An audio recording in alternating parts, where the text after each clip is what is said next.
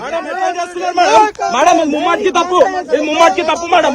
Madam ఇది ముమ్మాటికి తప్పు, మేడం ఇది ముమ్మాటికి తప్పు. సార్ సార్ సార్ మీరు ఆర్టికల్ 21 పదవి చేస్తున్నారు. కాంగ్రెస్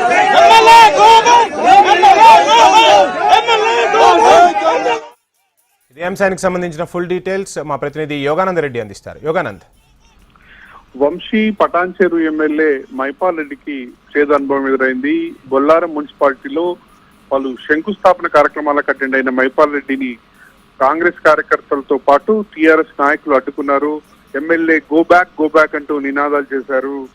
ఆ ఎమ్మెల్యే మైపాల్ రెడ్డి ప్రోటోకాల్ సంబంధించి ఆ శిలాఫలకంలో కొంతమంది పేర్లు లేవని వాళ్ళు ఆవేదన వ్యక్తం చేస్తారు. కాంగ్రెస్ నాయకులు అదేవిధంగా టీఆర్ఎస్ నేతలు ఖచ్చితంగా ఇది ఎలాంటి ప్రోటోకాల్ పాటించడం లేదు. మినిమం ఆ కార్యక్రమాలకు సంబంధించి సొంత పార్టీకి సంబంధించి అధికార పార్టీ నేతలకు కూడా సమాచారం ఇవ్వడం లేదంటూ వాళ్ళు ఆందోళన వ్యక్తం చేశారు. ఎమ్మెల్యే వెళ్లిపోవాలంటూ ఎమ్మెల్యే గో బ్యాక్ అంటూ సైతం నినాదాలు చేయడం జరిగింది. దీంతో గత కొద్ది కాలంగా కూడా పటాన్చేరు నియోజకవర్గంలో ఈ కాంగ్రెస్ నాయకుల్లో వర్గ విభేదాలు ఉన్నాయి.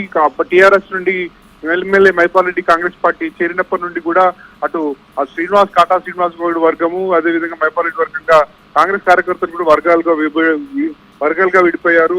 తాజాగా ఈ సంఘటన మరొకసారి వాళ్ళ మధ్య ఉన్న వర్గ విభేదాలను తేటతెల్లం చేసింది.